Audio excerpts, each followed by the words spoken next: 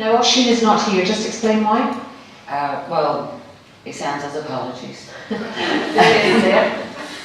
But he was invited to a big school dinner as we leaving dinner, you know, for the summer, so Chinese was on the go, so.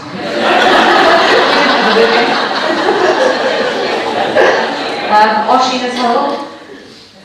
Osin is how old now? Well, 17 now. Yeah. And the last few years, we'll hear about in a moment. Give me just a little picture, Rosemary, if you would, about what it was like before that. Before it, very bleak, to be honest. We were literally given some hope to no hope before he was born. I knew I was carrying a Down syndrome baby.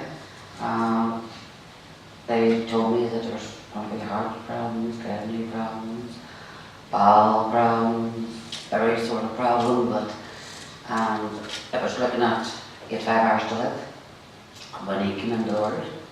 But that was 5 hours I was prepared to spend with my child. But those 5 hours turned into 17 years.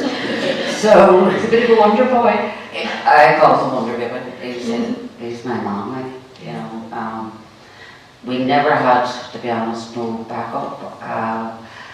I come home with a baby and a bottle of antibiotic. That was my backup. I was waiting on all his support, you know. And you had a young other family at the time? I had Not 4 other children at home, and that was 8 at the time. You had to explain to the children about what may or may not happen to their wee brother. So they had to try to be so young to take all this all Yeah, so a on lot board. of family stress. Yeah. What about for you and Osin as he was getting older, Rosemary, and how you felt about your lives, let's say before Positive Futures appeared on the scene? Well, Osin and I ended up becoming literally very isolated. The only way I could describe my home, it was like a prison without bars. Any sort of career that I had planned for myself was non-existent. We literally just sat in the house. Some people came and promised us all sorts. We bit of help here, we bit of help there. Oh, maybe we'll get in this group, maybe we'll get in that group. It never came. So what does that kind of leave you thinking? I lost all hope. Literally. I went down big time depression. Bad depression. My child's entertainment was the TV. Literally. You know. I could not got through the first couple of years only for my children. And you were seeing this happening to your mum, and she was still having to look after Osin. It's a lot to do and a lot to put on a young family. And I know when I met your mum, she spoke so highly of what you all did. I know you sang to him. You had to do CPR sometimes. You know, this is a lot to ask of other young children in a family situation. So I know it was hard. Yeah. Well, basically, I'm going to say I was only 8. The other ones were 12, 13 and 14. And when Ashley was brought home, they literally gave up their young lives because there was nobody around them afterward. No help. They helped with the feeds, the changing, the physiotherapy. They sang to him, hours and hours and hours of singing. They literally, I went through major surgery not long after he was born. They literally done night shifts, so as I could sleep, sitting on the end of the bed. And the funny side it was funny thinking about it because if you stopped raising the alarm went off. So it was like the Keystone Cops. Because one was already on the end of the bed, and as we heard all come in, you know, let's get it going, let's get it ticking, let's get it ticking. I seem to soon learned that when the alarm went off, everybody came running. So there was times that the alarm went off, and as soon as you get there, it went doot, doot. So he was holding his breath, knowing. So we all had given the name Tic Tac. That's all he heard was tick tock, tick tock. And then the alarm going off, and he knew everybody just ran at that point. So for him to get a kiss and a cuddle, that he wasn't getting enough, he held his breath for the alarm to go off. So everybody was So you're talking about a family which there's an immense amount of love and support. But at the end of the day, Rosemary, it's you Yeah. and Osin. Yeah, as I says, my kids were, as I say, they were brilliant, but they had their young lives to live. They had to move on with their lives, their education, the married, with children of their own now. So it literally was down to just me and Osin in the house. So a sense of just being isolated and unable to find the right sort of help to move on with your lives. We tried to find it, but it wasn't there. So We had, as I say, we were filled full of false promises that would never, not one of them materialised. and And then then I moved to where I'm living now up in Dunmurray, and it was a social worker come in. It was the first, we never even really had a social worker. No, as I say, nobody came to the door. The one real, as I call her, the real true Christina came to the door. And that girl was brilliant. She is such a lovely girl. And it was Christina mentioned positive futures. And to be honest with you, I went, yeah, right. Now, because it was just, here we go, normal. Because we got so used to that routine. And by this, we were used to just living in our bubble, our wee prison. So, Christina was talking, it was all babble in my ears, because I was going, heard it before. so here we go, you know, I literally have heard all this before. Okay, well, listen for listening's sake, right? But away she went, and the next thing was, there was the rap at the door, and it was positive futures. And I went, whoa, you know, and I'm not messing, I have to tell you this, and that's the only way I could describe them coming into my home, my life, my child's life.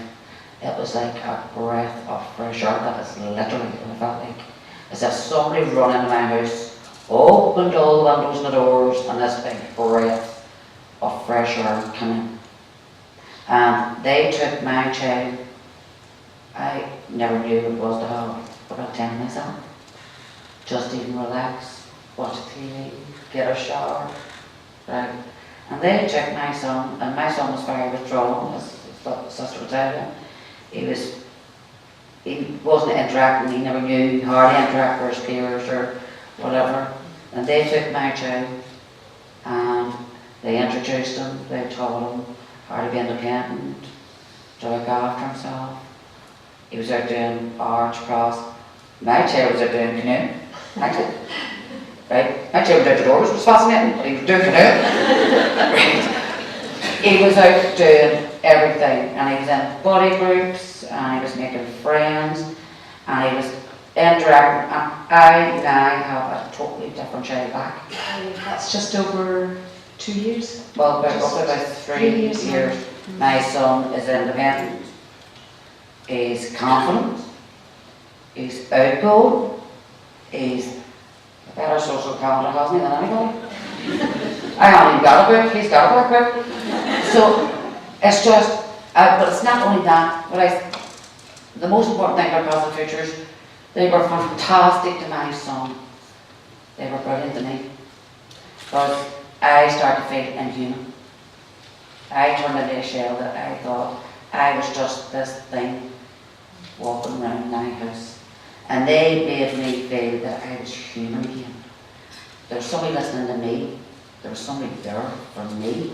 I couldn't believe it. They were not only there for him, they were there for me. You really lost yourself there. I did lose myself, and they introduced me to the most amazing course I think was the Me Unlimited course. Absolutely amazing. Helped me find myself and all again. And you were with like-minded people? Yeah.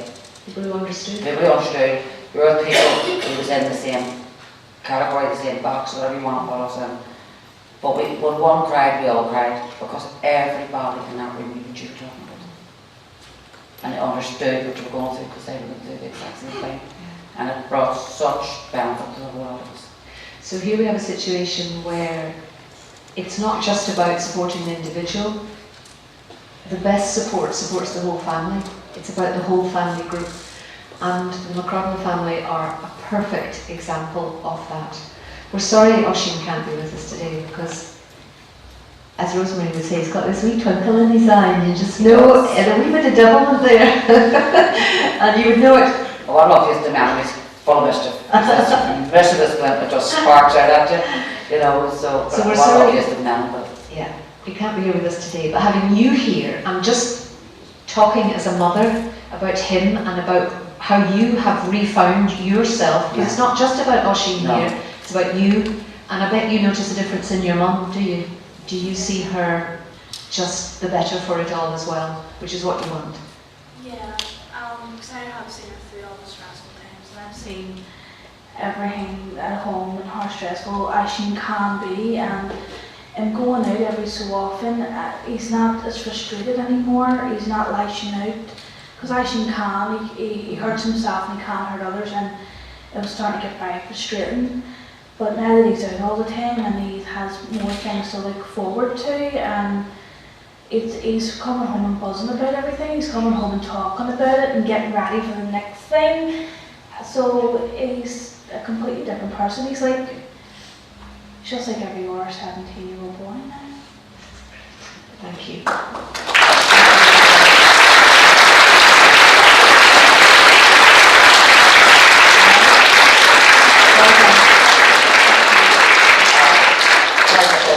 You may.